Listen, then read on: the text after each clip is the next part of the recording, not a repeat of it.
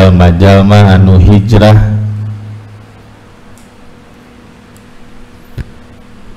jeung anu jihad di jalan Allah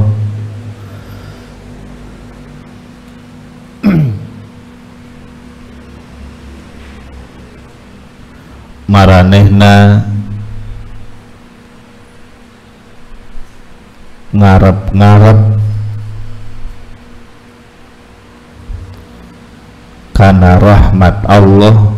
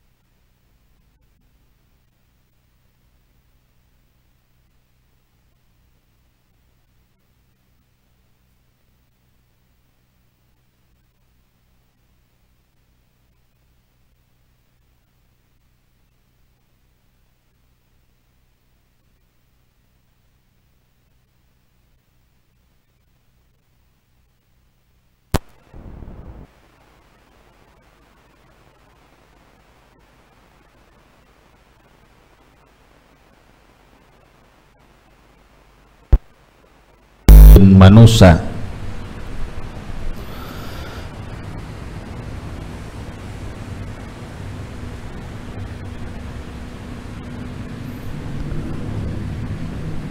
tapi dosa duanana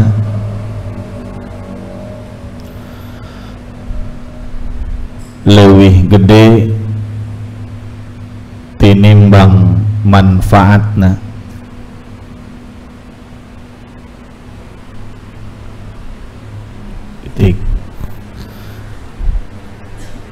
Jeung maranehna pada nanya ka anjeun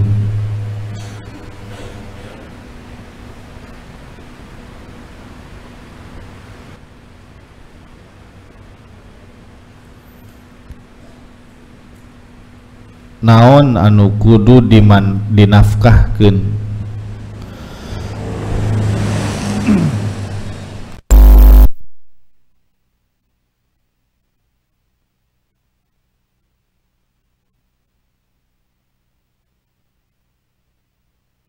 Na kabutuhan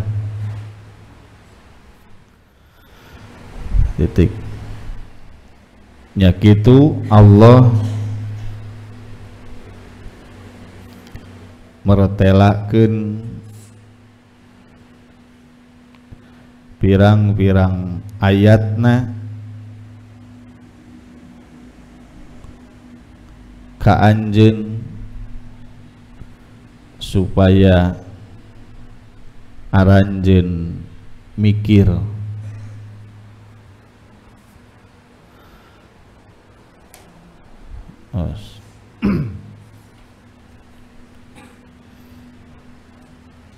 jelasan ayat 218 surat Al-Baqarah. Innalladzina amanu sanyana jalma-jalma anu iman kalawan iman anu bener walladzina hajaru jeung jalma-jalma anu hijrah jalmi-jalmi anu hijrah teh nyaeta jalmi anu ninggalkeun tempat atawa kaayaan anu goreng tur teu dipikaresep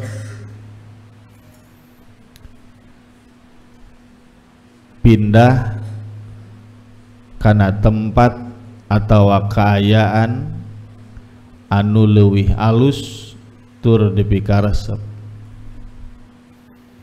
eta nu disebut hijrah.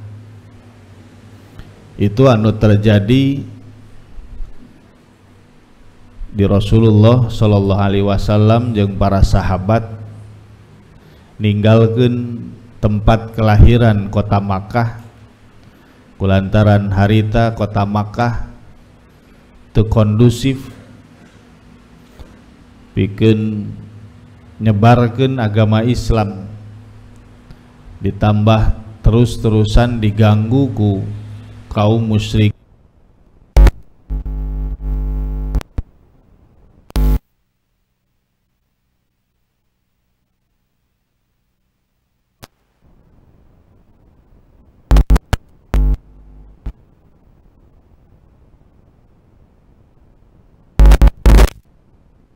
Nabi sareng para sahabat meninggalkan tempat yang tidak baik, yang tidak disukai, yang tidak disenangi, menuju tempat yang baik untuk meraih sesuatu yang bermanfaat, sesuatu yang lebih baik. Eta nu disebut hijrah. Atawa nu disebut hijrah ge nyaeta ninggalkeun hiji kaayaan, kondisi kepribadian, misalkeun nu tadina sifatna goreng, sifatna bangor, terus sadar bahwa naon nu dilakukeun teh itu goreng, terus ngarepkeun bahwa urang hayang jadi jalma anu bener, maka urang kudu hijrah, ninggalkeun kaayaan anu goreng, kondisi kepribadian anu goreng, karena kondisi kepribadian anu alus supaya urang salamet. Eta oge bisa disebut hijrah. Populer ayeuna para artis anu istilahna berhijrah, bahkan ya komunitas, baik itu di kalangan artis atau di kalangan orang biasa, kelompok muslim hijrah. Tadina meureun nu jadi artis hirupna poya-poya, hirupna jauh tina agama, terus sadar menang hidayah, akhirna ninggalkeun kagorenganana menuju kaayaan anu leuwih alus. Nah eta disebut hijrah. Mun anjeun ayeuna misalkeun ngarasa diri goreng, ngarasa diri kalakuanana kurang alus, terus suatu saat ngupingkeun atawa sadar bahwa naon nu dilakukeun ku urang itu teu alus, terus urang ninggalkeun kagorengan eta, berusaha kana anu alus, maka urang oge disebut wahajaru, walladzina hajaru, jalmi-jalmi anu hijrah, ninggalkeun kaayaan anu goreng pikeun menuju kaayaan anu alus, itu disebut hijrah. Aya artis nu tadina pemain musik, band, musisi, terus meureun meunang hidayah atau mungkin sadar akhirna ninggalkeun grup bena terus jadi ustad. Banyak nu seperti gitu. Tadina hirupna poya-poya, hirupna bergelimang harta, terus dipakai dina kamaksiatan. Begitu sadar, begitu menang hidayah, akhirnya hijrah jadi soleh, jadi bener. Eta disebut hijrah. Ayeuna populer seperti itu. Wajahadu jeung jalmi-jalmi, jalma-jalma anu jihad fi sabilillah, dina jalan Allah. Orang-orang yang berjuang tiada henti dengan mencurahkan segala sesuatu yang dimilikinya, baik dengan nyawanya, dengan jiwanya, maupun dengan hartanya di jalan Allah, untuk memperjuangkan agama Allah. Tayinu disebut wajahadu fi sabilillah.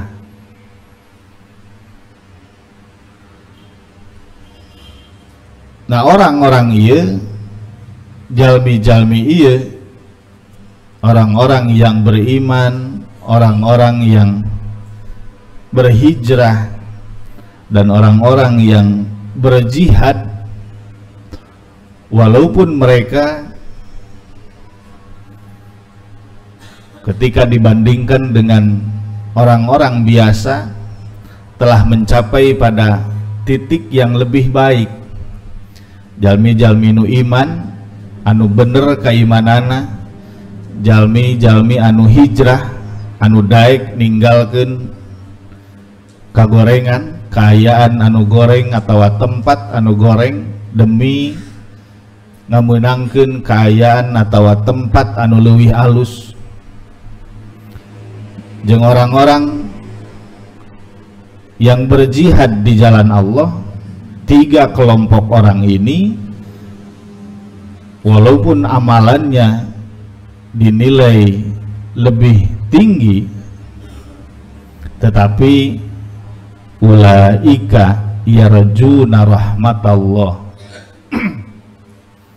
Mereka ini walaupun disebut sebagai orang yang beriman, yang disebut sebagai orang yang berhijrah, telah keluar dari jurang kemaksiatan, misalkan keluar dari jurang kebodohan, kejahiliahan, dan orang yang berjuang penuh pengorbanan, merelakan nyawa sekalipun hartanya juga.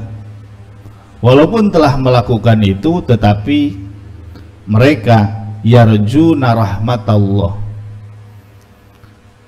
mereka tetap mengharapkan rahmatnya Allah, mengharapkan pahala ganjaran dari Allah. Naon ieu artina? Artinya bahwa meskipun disebut orang yang beriman, meskipun disebut orang yang berhijrah, ataupun orang yang berjihad di jalan Allah, mereka tetap was-was, tetap cemas, sieun engke di akhirat teu salamet. Ieu artina bahwa hakikat dina urang beragama memang kudu kitu. Aya roja jeung khauf, aya harapan, aya keinginan jeung kasieun. Ulah kena-kena kupedah disebut orang yang beriman merasa dirinya auto asup surga. Ulah kupeda-peda orang disebut atau asup karena komunitas orang berhijrah, orang-orang anu hijrah, sehingga nganyatakeun dirina orang lebih baik daripada batur anu can hijrah, da urang mah geus otomatis asup surga, otomatis menang ganjaran ti Allah. Untuk kupedah kena-kena orang memilu jihad di jalan Allah, ngabela agama Allah, sehingga nganyatakeun jalma nu teu milu jihad itu masih diragukeun salamet di akhiratna. Unggul jalma-jalma anu milu jihad. Ieu anggapan atau sesuatu anu salah. Sebab pernyataan Allah, ciri jalmi nu beriman, ciri jalmi nu berhijrah jeung anu berjihad sekalipun tetap maranehna ngarepkeun ngarasa sieun teu salamet di akhirat. Sehingga Allah nyatakeun ulaika yarjuna rahmatallah, masih selalu mengharapkan kasih sayang Allah. Supaya naon? Supaya salamet di akhirat. Tah hanya kalna nu terjadi zaman ayeuna merasa urang rajin salat saeutik oge geus ngarasa asa pang surgana, ngarasa ngajina leuwih rajin leuwih alus, ngarasa asa pang benerna. Kemudian kupedah urang geus disebut jalmi anu hijrah, sehingga adigung, sehingga sombong, sehingga takabur, nganggap bahwa batur can salamet. Aya berbahaya. Orang yang beriman, orang yang berhijrah itu bukan finish. Disangkana misalkan ketika orang ayeuna tingkah lakuna goreng, aya dina kamaksiatan, terus orang hijrah. Ketika dina kondisi hijrah teh disangkana orang teh geus sukses acan.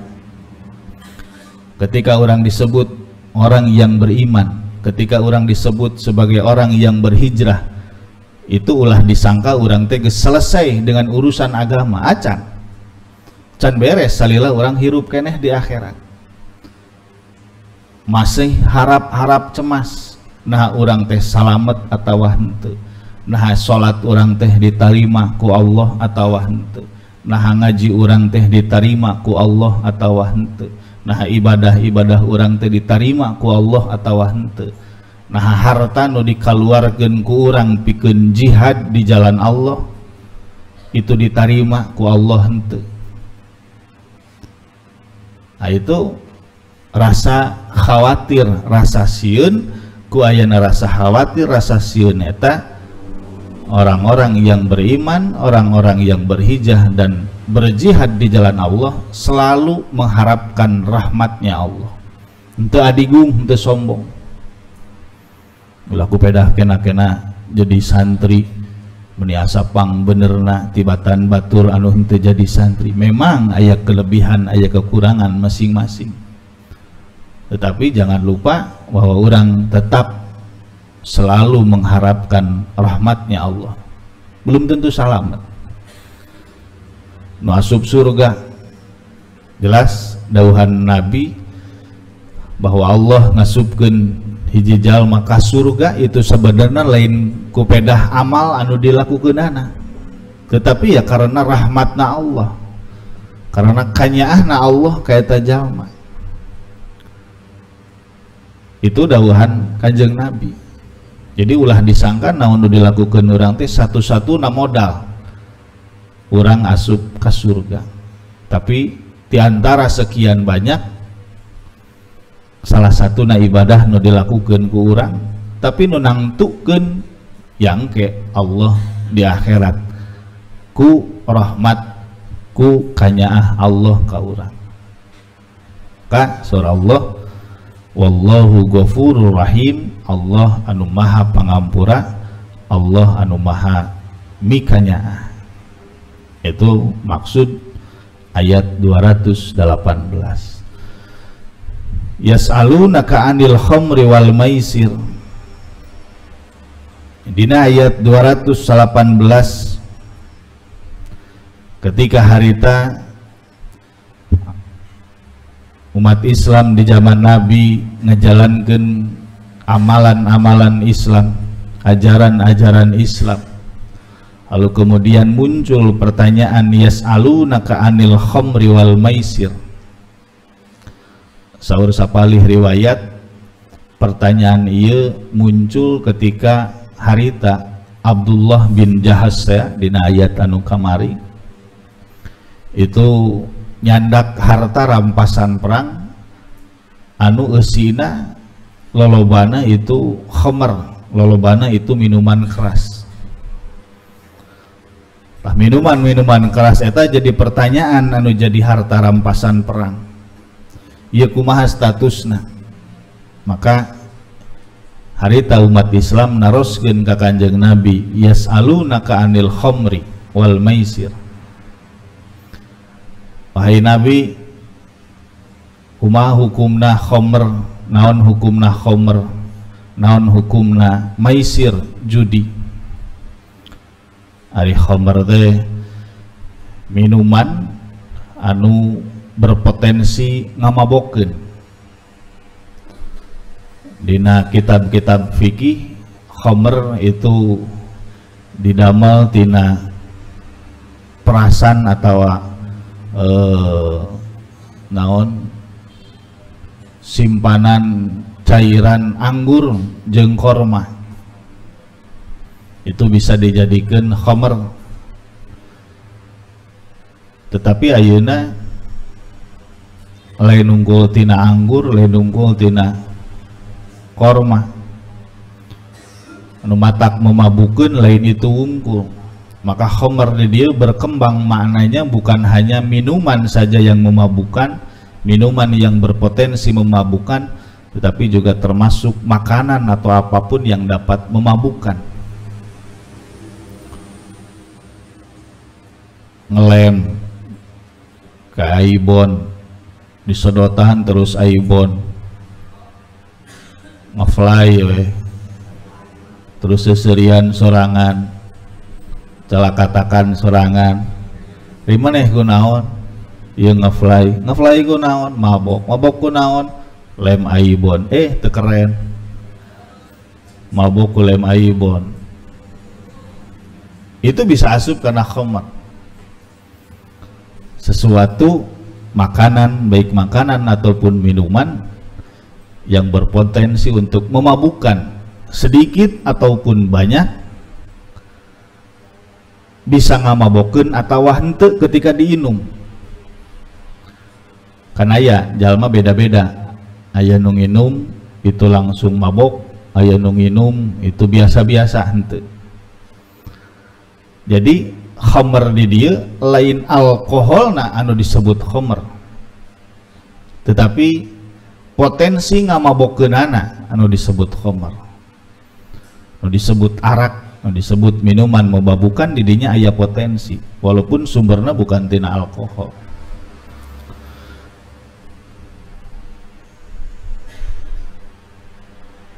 Di zaman jahiliyah jalma-jalma di zaman jahiliyah sok ngalakukeun mabok bari judi,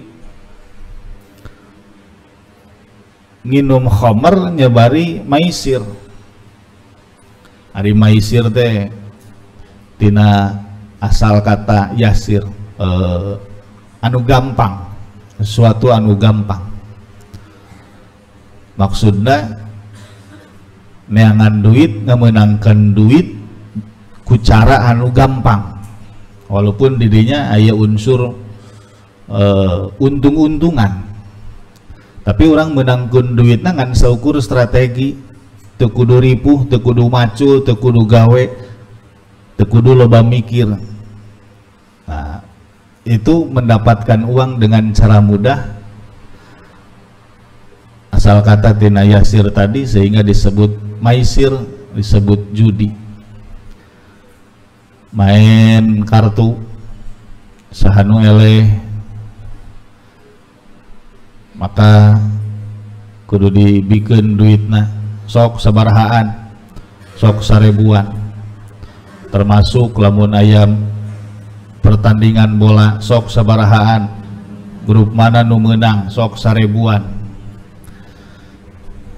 aya 3-an nu miluan 1000 nu 2-an milih grup A, nu saurang milih grup B. ternyata nu meunang grup B, maka nu saurang nu meunang. Nah, gampang potensi-potensi yang jadi taruhan. Misalkan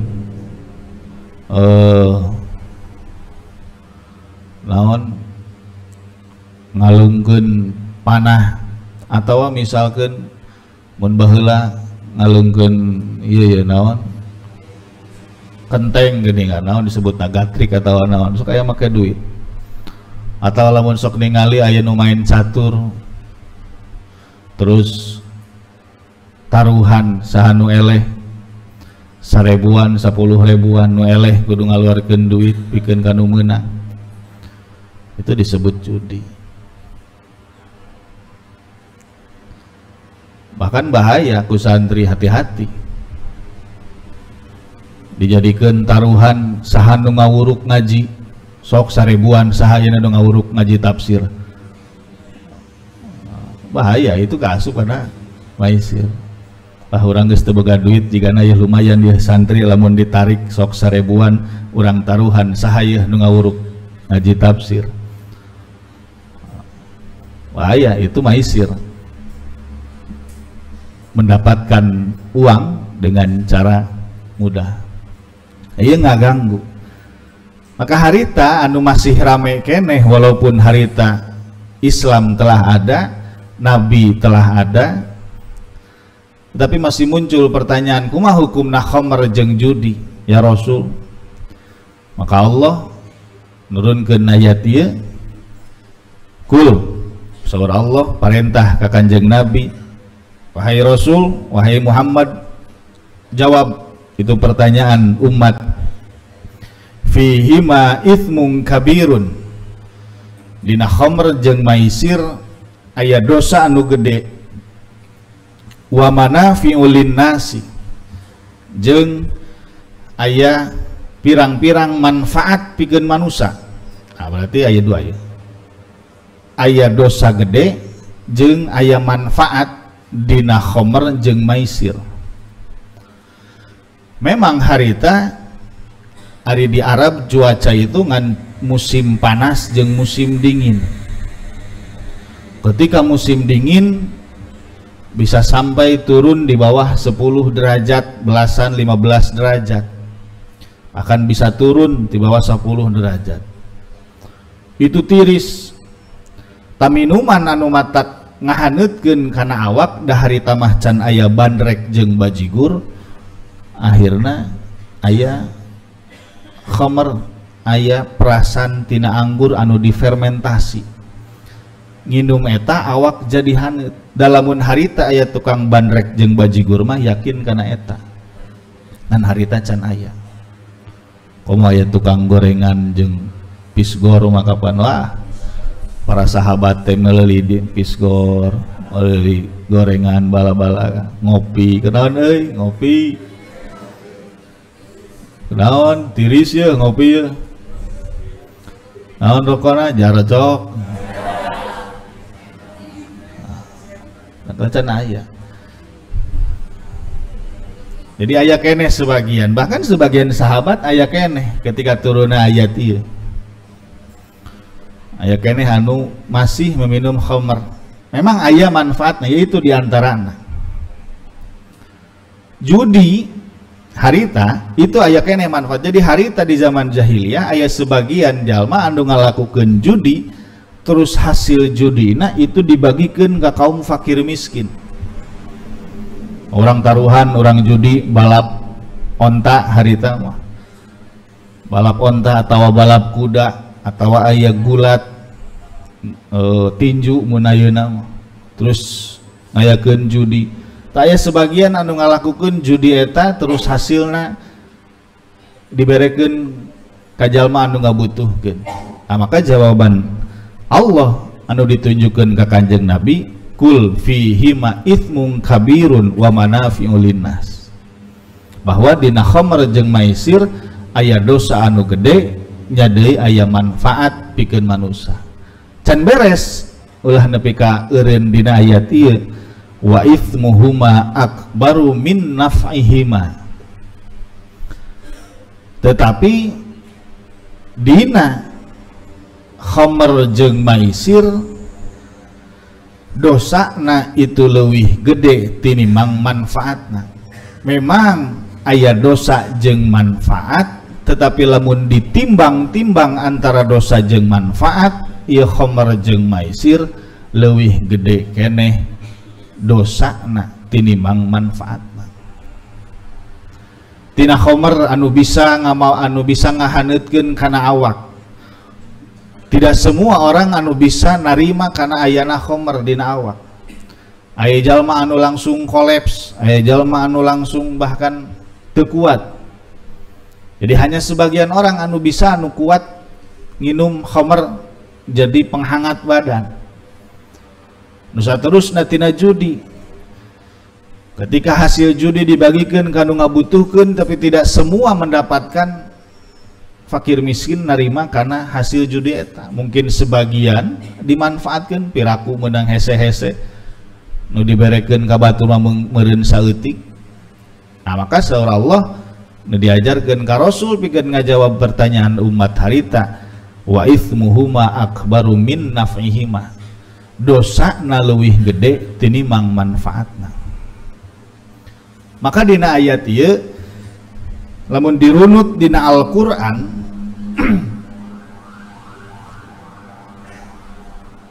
dina penetapan hukum khamr itu aya sababaraha tahapan. Dulu pernah dibahas dina ayat manangsah min ayatin aw nunsiha, itu bahwa ayat ieu kul fihi ma ithmun kabiru wa manafi'u linnas wa ithmuhu akbaru min naf'ihima adalah ayat kedua anu berkaitan jeung warning, penghati-hatian atau larangan walaupun secara tidak tegas nu aya dina Al-Qur'an. Ayat nu kahiji nyebutkeun dina surat An-Nahl ayat 43. Dirinya disebutkan bahwa korma jeung anggur itu bisa dijadikan minuman anu memabukkan jeung rizki anu alus. Tetapi khamr jeung aya naon korma jeung anggur nu disebutkan dina ayat eta hitungan saukur nyebutkan bahwa anggur jeung khamr itu bisa dijadikan anu memabukkan, minuman anu memabukkan anu bisa ngaruksak. Jadi ngan saukur nyebutkan informasi unggul teu acan aya penegasan harita pelarangan khamr. Terus kemudian turun ayat anu ieu ketika aya pertanyaan nanyakeun deui yas'alunaka anil khamri, maka dijawab bahwa dina khamr itu leuwih gede keneh dosana tinimbang manfaatna. Masih can aya keneh pelarangan secara tegas terkait khamr. Maka dina dua ayat ieu aya sebagian anu nginum khamr, aya sebagian anu henteu. Aya langsung nu eureun si horeng loba keneh madaratna, si horeng loba dosana tinimbang manfaatna. Aya nu eureun, aya sebagian anu henteu. Sabab naon? Sabab dua ayat ieu henteu secara tegas ngalarang. Terus muncul dari ayat seterusnya setelah ayat ini terkait dengan khamr, nyata dina ayat dina surat An-Nisa ayat sabaraha deui itu didinya wala taqrabus sholata wa antum sukara. Ayat pelarangan ulah mabok, ulah nginum khamr ketika rek salat. Artinya bahwa dina ayat eta surat An-Nisa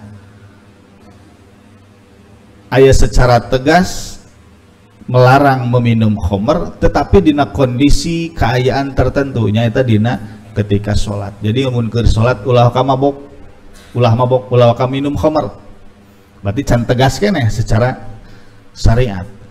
Masih milih-milih, mun rek nginum sok nginum, ngan mun rek sholat mah ulah waka. Nah itu dina surat An-Nisa. atau kabayang kapan nu salat mabok heula minum heula Allahu Akbar terus sujud heula terus kana ruku terus assalamualaikum bari nangtung tawa assalamualaikum bari ruku geus teu puguh da mabok teh. Dan secara tegas nah baru dina surat Al-Maidah ayat 80 tidina innamal khamru wal maisir wal ansabu wal azlamu rijsum min amalis syaitan fajtanibuhu. Baru dina ayat atau dina surat Al-Maidah ayat 80 didinya secara tegas khamr judi itu dilarang dilakukan oleh kaum mukminin. Sabab naon? Sabab itu adalah perbuatan setan yang harus dijauhi. Jadi katingali ti dia hukum Al-Qur'an terkait pelarangan khamr bertahap. Untuk sekaligus langsung gejret teu meunang. Ku cara ningalikeun tadi ayat-ayatna tadi. Berbeda dina ayat-ayat ke belakang ketika Al-Qur'an ngaluarkeun hukum berakidah dan bertauhid atau berakhlak baik, maka tidinya teu aya step-step atau teu aya tahapan-tahapan, tetapi langsung gejret anjeun kudu nyembah ka pangeran anu hiji, anjeun kudu migawe hade kajalmi anu saluhureun atawa ka kolot aranjeun. Tidinya secara tegas. Nah, berbeda jeung dina pelarangan khamr anu bertahap. Eta saterusna wa yas'alunaka madza yunfikun kulil afwa. Aya muncul deui pertanyaan ti umat Islam harita di zaman Rasul, naon anu kudu dinafkahkeun teh ya Rasul? Maka saur Rasul, al afwa, harta anu jadi leleuwih di luar pangabutuh anjeun, maka eta anu dinafkahkeun. Dina Al-Qur'an disebutkeun ayat 3 terkait nu ngaluarkeun harta, 3 aturan atau 3 kondisi. Nu kahiji wajib ngaluarkeun harta nyaeta zakat. Ya wajib kudu dilaksanakeun. Nu kadua salianti zakat jeung ngaluarkeunana teu berat enteng. Nu katilu henteu wajib tapi ngaluarkeunana berat. Tanu dibahas dina ayat ieu potongan ayat ke-218 itu dina ngaluarkeun zakat anu ngaluarkeun harta anu henteu wajib tapi berat pikeun ngaluarkeunana. Naon? Nyaeta ngaluarkeun leuwih tina harta nu dimiliki ku urang. Pangabutuh urang hirup misalkan jang santri Al Hasan itu jang jajan 5 juta sebulan, dikirim 5 juta sebulan atau lagrag lah 0 dihitung ternyata kebutuhan orang hirup jang santri itu ngan saukur 1 juta tapi dibereku kolot 5 juta. Cek bapana teh jang ieu artos jang bekal di pasantren sing soleh salit heulanya 5 juta kayak bilih kirang mah nyarios we deui meuni raosnya ni asa hayang buka kolot kitu teh nya ieu 5 juta heula kayak bilih kirang mah nyarios we deui asa nikmat asa ngimpi gitu nya buka kolot kaos gitu. Pak atuh Pak ukeun artos-artos saya menta duit wae ngaji teu waras aya nu kitu gitu. Tah mun kebutuhan urang misalkeun dahar cukup jang 100.000 tapi urang boga 200.000, nah maka anu 100.000 ieu anu dinafkahkeun henteu wajib tapi anjuran dinafkahkeun. Ngajawab pertanyaan umat Islam tadi ka Kanjeng Rasul, madza yunfikun nyaeta al afwa, ngaluarkeun anu jadi leuwih tina pangabutuh urang. Kabutuh urangan 100.000 tetapi orang boga duit 200.000. baju nu dipake ku urang sapoe ngan 7 tetapi nu dina lomari aya 20, maka sesana itu kudu dibikeun tak pinuh-pinuh lomari. Sapatu nu dipake ku urang itu tara leuwih ti 2, maka lamun nu leuwih ti 2 itu alusna di nafkahkeun atawa di sodakohkeun, lain ditumpuk-tumpuk dina lomari. Tah hubungan ayat ieu, potongan ayat ieu jeung nu samemehna, ternyata harita kunaon munculna pertanyaan naon anu kudu dinafkahkeun jeung jawaban Rasul itu anu jadi leuwih tina pangabutuh ajeun. Ternyata di zaman harita ketika panen korma, ketika panen anggur, itu anggur anu nyesa leuwih loba tibatan anu dimanfaatkeun jang kabutuhan sapopoena.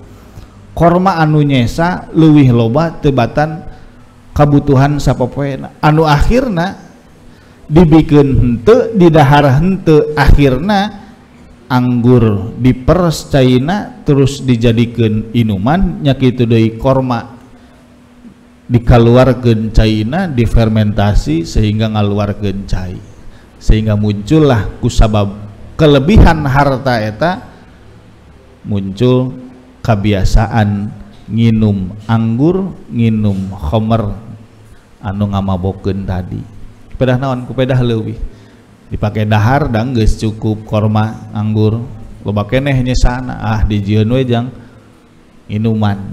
Tidinya maka saur Rasul anjuranana bikeun kabatur anu jadi leuwih tina pangabutuh, al afwa.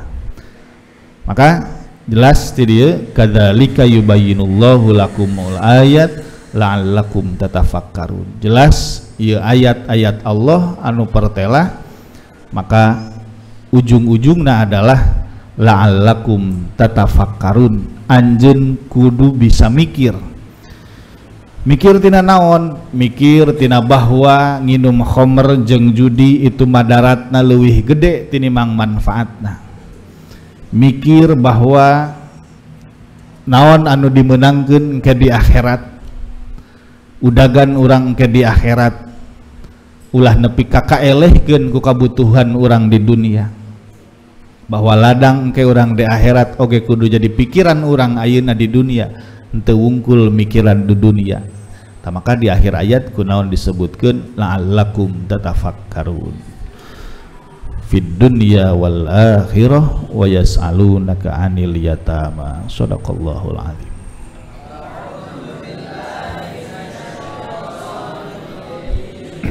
Bismillahirrahmanirrahim. Innal ladzina amanu wal ladzina hajaru wa jahadu fi sabilillah ulaika yarjuna rahmatallah wallahu ghafurur rahim.